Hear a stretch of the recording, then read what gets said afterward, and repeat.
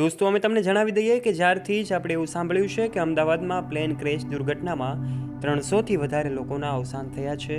આ 300થી વધારે નિર્દોષ લોકો કે જે આ પ્લેન ક્રેશ દુર્ઘટનામાં હોમાયા છે ત્યારે એમના પરિવાર પર એક મોટું દુઃખ તૂટી પડ્યું છે. એમાં ગુજરાતના પૂર્વ મુખ્યમંત્રી યાની કે વિજયભાઈ રૂપાણીનું પણ એવું કહેવામાં આવે છે કે નિવેદન સામે આવ્યું હતું અને ત્યારબાદ એવા ચર્ચામાં આવ્યા હતા અને એમનું જે કાંઈ પણ છે ડેડ બોડી 3 દિવસથી ઇન્વેસ્ટિગેશન અને એમનું જે કાંઈ પણ તપાસ છે ચાલુ હતી અને ત્યારબાદ હાલ આજે ખૂબ મોટા સમાચાર સામે આવી રહ્યા છે કે વિજયભાઈ રૂપાણીનું આખરે એમનું ડીએનએ ટેસ્ટ થયું હતું અને ત્યારબાદ હવે એમનું બોડી જે છે એમના પરિવારને સોંપવામાં આવી શકે છે એવી સમાચારની વચ્ચે હવે રાજકોટ એમનું ડેડ બોડી જઈ શકે છે.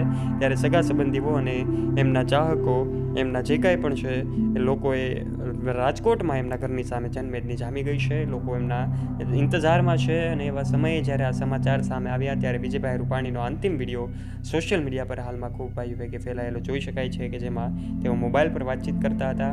આ અંતિમ વિડીયોએ ખૂબ જોર પકડ્યું છે. કેટલાય વિડીયો સોશિયલ મીડિયા પર ખૂબ વાયુ વેગે ફેલાયા છે પરંતુ એમના પરિવારને લઈને હવે ચર્ચાઓ છે. પરિવાર આખો આવી ગયો છે. એમનો દીકરો અમેરિકા હતો અને અમેરિકામાં રહેતો એમનો દીકરો પોતે પણ પોતાના પિતાને અંજલિ આપવા માટે અને જે કાંઈ પણ છે એ અમને શ્રદ્ધાંજલિ અર્પણ કરવા માટે અંતિમ વિધિ માટે પહોંચી ગયો છે. તો પછી એમના વાઈફ અને એમની દીકરી પણ જેઓ લંડન હતા જેમને મળવા જ વિજયભાઈ રૂપાણી જઈ રહ્યા હતા અને અચાનક આ કાળમુખો આ પ્લેન ક્રેશ દુર્ઘટના એમને ભેટી પડી અને જે કાંઈ પણ ઘટનાઓ છે આપણી સામે આવી ત્યારે એમના દીકરી અને એમના જે વાઈફ છે એ પણ પહોંચી ગયા છે. દોસ્તો, અમદાવાદમાં બનેલી પ્લેન ક્રેશ દુર્ઘટનામાં ભારતના ગુજરાત રાજ્યના પૂર્વ સીએમ વિજયભાઈ રૂપાણીની આ અંતિમ અને આખરી એવું કહેવામાં આવે તો વિડીયો રેકોર્ડિંગ તસવીરો વાયરલ થઈ રહી છે જેમાં જોઈ શકાય છે કે આખરે આ અંતિમ તસવીરોમાં તે ફોન ઉપર વાત કરી રહ્યા છે. આ અંતિમ વાયરલ વિડીયો રેકોર્ડિંગ આજના વિડીયોમાં અમે તમને બતાવીશું, સાથે જણાવીશું કે આખરે એમને કોની સાથે વાતો કરી હતી. ના લોન્જમાં વિજયભાઈ રૂપાણી મોબાઈલમાં કોઈ સાથે વાત કરતા અને ચાલતા ચાલતા જોવા મળી રહ્યા છે. યુકે નાગરિકે અમદાવાદ એરપોર્ટ પરની એક ઇન્સ્ટા સ્ટોરી અપલોડ કરી છે. એમાં અનાયાસે આ વિડીયોમાં વિજય રૂપાણી કેદ થઈ ગયા છે. યુકેના બંને નાગરિકો થોડા દિવસથી ગુજરાતની મુલાકાતે હતા. બંને એરપોર્ટનો વેઇટિંગ એરિયામાં બેઠા બેઠા ઇન્સ્ટા સ્ટોરી પોતાના અનુભવ શેર કર્યા હતા.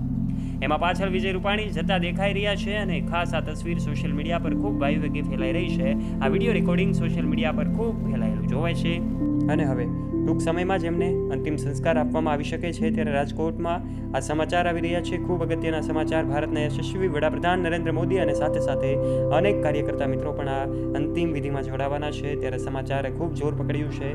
ભારતના વડાપ્રધાન નરેન્દ્ર મોદી પણ ચિંતામાં મુકાયા છે, શોકમાં ઘેરાયા છે.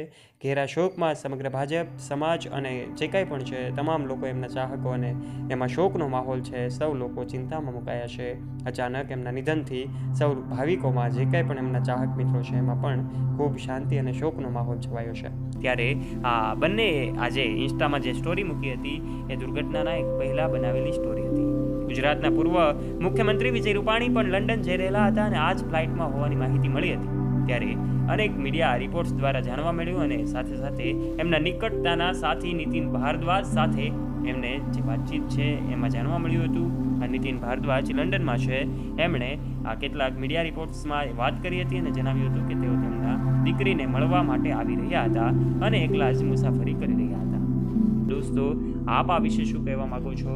અમદાવાદથી લંડન જઈ રહેલું આ પ્લેન અચાનક ક્રેશ થવા પાછળનું કારણ શું હોઈ શકે છે? તમારો મત કમેન્ટ બોક્સમાં અવશ્ય શેર કરજો. અને દોસ્તો, આ સૌ દિવ્ય આત્માઓના શાંતિ માટે આપ કોમેન્ટ બોક્સમાં ઓમ શાંતિ પણ અવશ્ય લખવાનું ચૂકતા નહીં. આ વિડીયોને લાઈક કરી દેજો, તમારા ફ્રેન્ડ્સ સાથે ગ્રુપમાં શેર કરજો તથા આવા ને આવા રસપ્રદ અને રોચક વિડીયોઝ નિહાળવા માટે અત્યારે જ નીચે રહેલું બેલ આઇકન દબાવીને અમારી યુટ્યુબ ચેનલને અવશ્ય સબસ્ક્રાઇબ કરી લેવાની